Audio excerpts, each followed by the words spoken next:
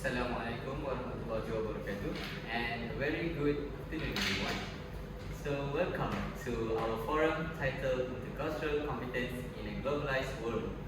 My name is Muiz and I will be your moderator for today.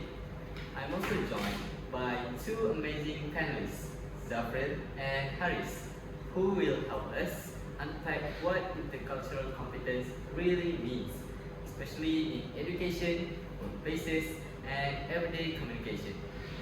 Now, why this topic? We live in a world where interaction with people from different cultures happens every day, whether it's in university group projects, online gaming communities, social media, or even in the workplace for those of us who are about to graduate. Intercultural competence is no longer an extra skill, it is becoming a basic requirement. So today we will explore what intercultural competence means in reality, why it is essential, and misunderstandings that happen across cultures. We will also look at how we can improve our own intercultural awareness. And lastly, we will look at the role of technology and global communication. And finally, some real life scenarios. I hope the discussion will be both meaningful and practical. So without further ado, let's begin. So to start us off, let's clarify the foundation. What does intercultural competence mean to you, and why is it important today? Alright, thank you to moderator Muiz. So for me, let me start off by saying that, in my opinion, intercultural competence is basically our ability to interact, to talk effectively and respectfully with people from all kinds of different backgrounds. So it's not just knowing cultural facts like maybe Chinese people is chopsticks or Japanese people bow when they greet each other. It goes deeper than that. It goes about understanding the values of the culture, how they communicate their styles, and the unspoken rules in their societies. And I believe that as Malaysians, one part that we often overlook is self-awareness. Because before we try to understand others, we have to understand our own cultural filters first.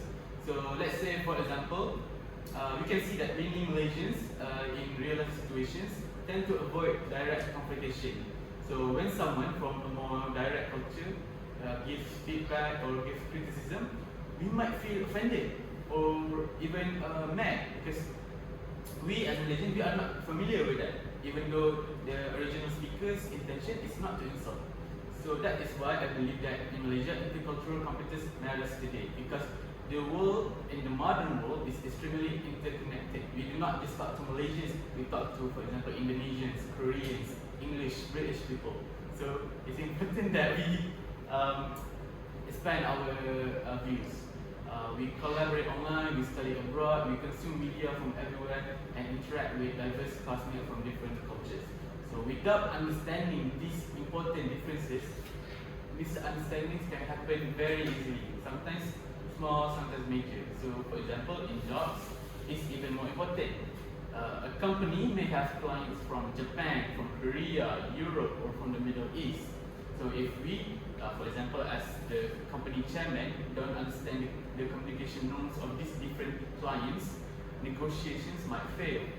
So that is why I believe intercultural competence is basically a survival skill for the modern world. So that's my opinion. I'll leave it to Hariz. I agree with what Zafrel said, and I'd like to add that intercultural competence also involves adaptability. It is not enough to just tolerate differences. We need to adjust the way we communicate depending on the situation. One example is communication styles. Some cultures prefer low context communication, very direct, very explicit. Others are high context, meaning messages are implied, not said directly. Malaysia tends to be in the middle, but slightly closer to high context side. Let me give a simple example. In some cultures, saying no directly is normal. In Malaysia, don't avoid saying no. Instead, we say, see how first, or maybe later. Look, it is different from other cultures, right? I can see that. Alright. So always smile politely.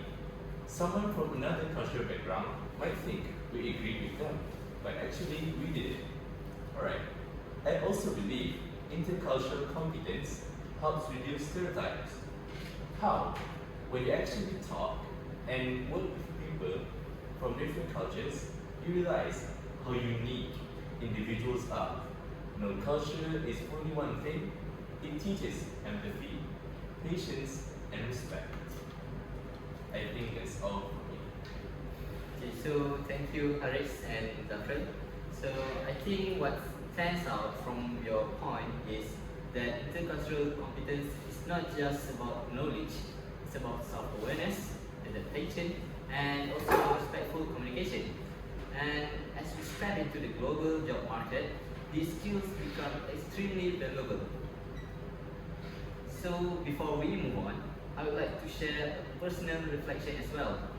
So for me, intercultural competence started becoming real when I began working on group assignments with international students. At first, I didn't understand why some were very direct with their opinions, or why others were extremely punctual, while Malaysians tend to be more relaxed with time. I also realized that our behaviors are shaped by our upbringing and norms. For example, us Malaysians often communicate indirectly to maintain harmony, while Western cultures value individual expressions and also directness. For East Asian cultures, they emphasize hierarchy and also saving face. For Middle Eastern cultures, they emphasize hospitality and warmth. Once I started recognizing these patterns, I noticed that group communication became smoother. I became more patient, more open-minded, and more aware of how my own reactions are shaped by culture. So personally, intercultural competence is a journey of learning, unlearning, and also relearning. So intercultural misunderstandings happen all the time. Can each of you share an example and explain what causes this misunderstanding? I'll be happy to share. So, one misunderstanding I often see is related to non-verbal communication. So, we as Malaysians, we tend to smile a lot, right? So, sometimes, even when the topic is serious, we simply, because by smiling, we can already show that we are being polite. But to someone from another culture, where a serious face might show respect, this might appear strange or even disrespectful. And another example is eye contact. So in some culture, maintaining strong eye contact can show confidence. But in others, especially Asians such as us, too much eye contact can almost be seen as rude or even disrespectful. So these examples are why I understand that most misunderstandings come from different interpretation of body language. So the actions are the same, what we do are the same, but the meaning is taken completely differently depending on how the culture interprets them. Right, so that's all for me. Right, I agree with you, Zafrel. For me, the biggest challenge in different expectation in teamwork. I once worked with someone from a very individualistic culture where everyone is expected to take initiative. Meanwhile, Malaysians often wait for instructions to avoid stepping on others' toes. So during the group project, they thought we are not being proactive, and we thought that we would be too aggressive. Right, so at there we can see the difference, right? So some of us might think this as understanding. So I think that's the problem. It wasn't anyone's fault, it was just different cultural habits. So thank you again, Zafrel and Hariz. Those are very great examples. It shows that misunderstandings aren't caused by people being rude or difficult. They happen because we interpret behavior differently based on our cultural background. This is why awareness and open communication are important. So next, what practical ways can students like us develop intercultural competence? Alright, so I believe that as students, the simplest way we can develop intercultural competence is by exposure. So exposing ourselves, talking to people from different cultures, joining multicultural events. Maybe we can start watching international content and travel if you can. And another important step is active listening. So we shouldn't assume. As students, we must ask, right? We have to clarify before reacting. Maybe be more curious instead of defensive. So that's all. I'd add that technology also helps. Apps like Duolingo, Google Earth, international forums, even gaming community expose us to different communication styles. Also practice empathy. Try to see situations from another cultural perspective, right? Great tips: exposure, curiosity, empathy, and communication. Those are practical and realistic steps for all of us. Well, thank you for those insights.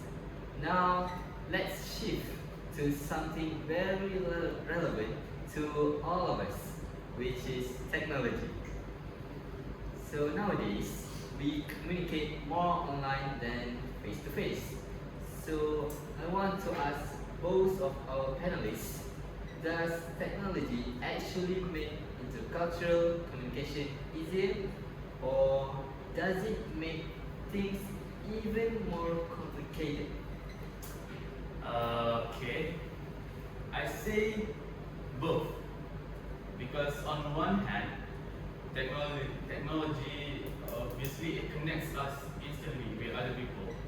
We can communicate with people from any country through WhatsApp, through Discord, Instagram, and any other social media.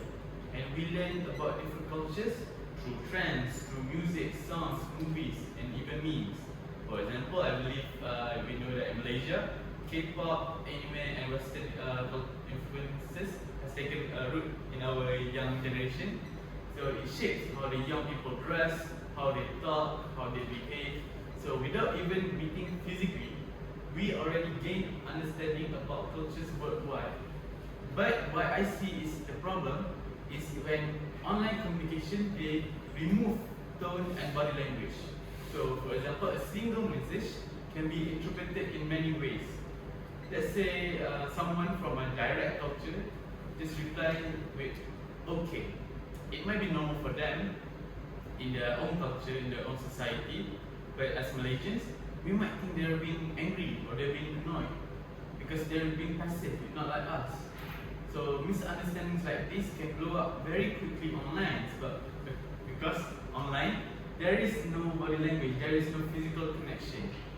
So another aspect I see is say cancel culture. Cancel culture exists because of cultural ignorance. So even though technology helps us connect, it also challenges us to be more sensitive to the minor details. So I'll leave it to Hariz. I agree.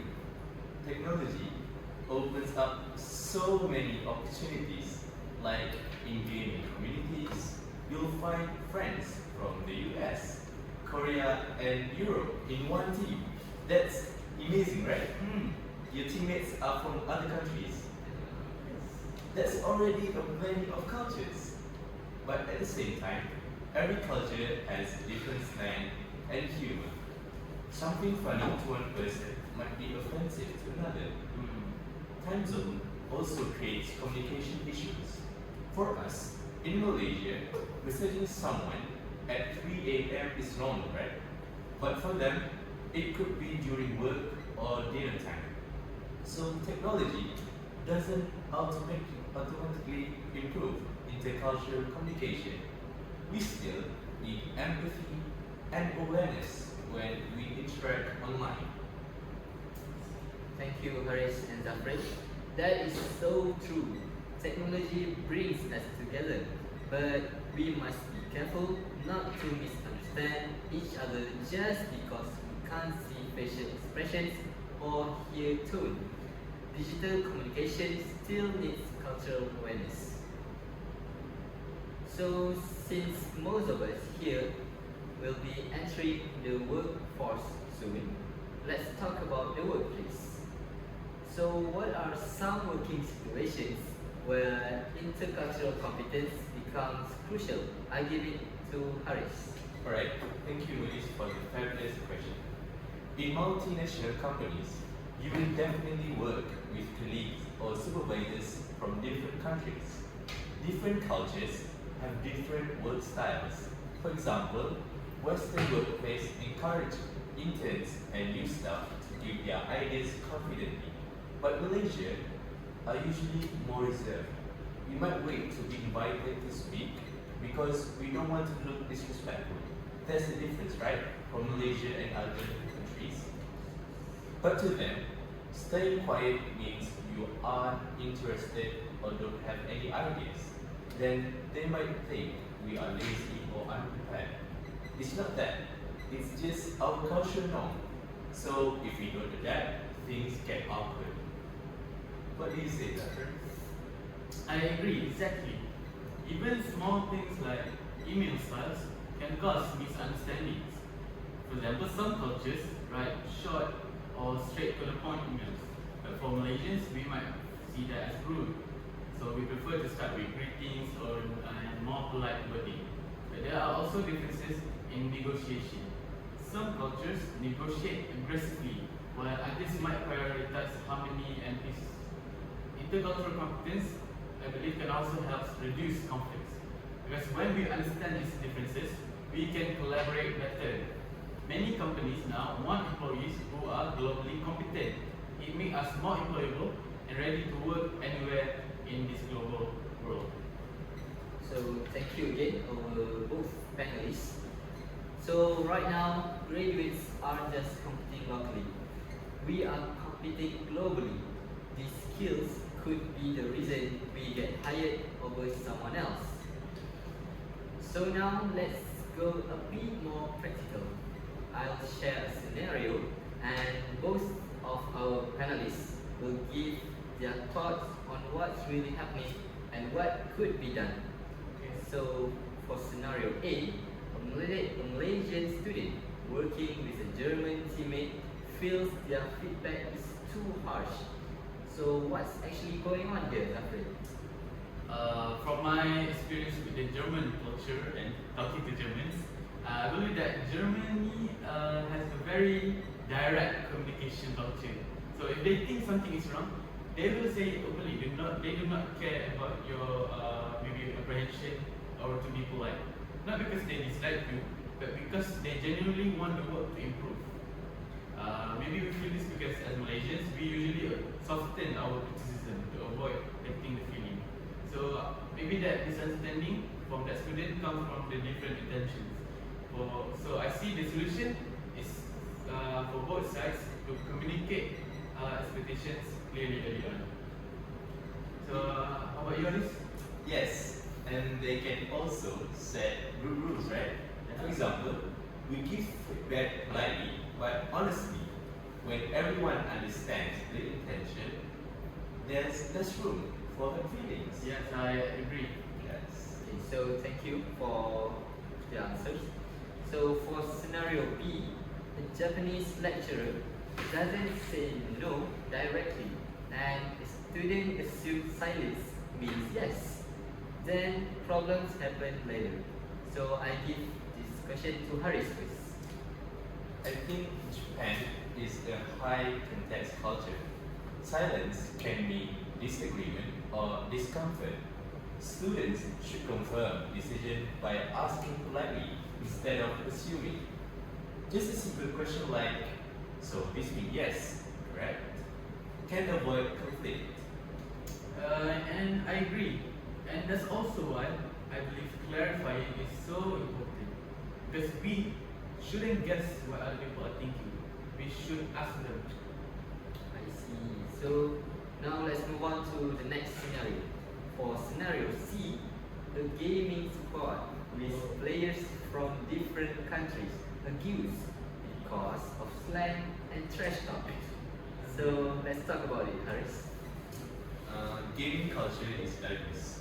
Some people are fine with trash talks. Others might take it personally. So players should set boundaries and communicate openly, right? Yes, I agree. And if you are unsure what someone means, we should ask first instead of reacting emotionally. We should be mature while playing games. Yeah, that's so true. Thank you for the answers to both our panelists. So these examples show that misunderstandings aren't about who is right or wrong. They happen because we see the world through different cultural lenses. The key is communication and respect. I agree. I also agree. So before we end, I want to ask one final question. Why is intercultural competency especially important for young Malaysians today? Alright, thank you Muiz for the question. I think that Malaysia is naturally multicultural, right? If we cannot understand each other's cultures, unity becomes impossible. Intercultural competency keeps our society harmonious. What do you think, Zafrel? I think I agree, and I would like to add that even from a global perspective, careers today, we need international teamwork. So intercultural competency can make us more employable and give us more opportunities and prepares us for the international workspace. Thank you for both panelists. So intercultural competency is not only about understanding others, it prepares us for a peaceful society, better relationships, and global opportunities. With that, I would like to thank our two panelists, Zafrel and Hariz, for their insightful sharing. And thank you to our audience for being with us today. This concludes our forum. Thank you very much. Thank you. Right.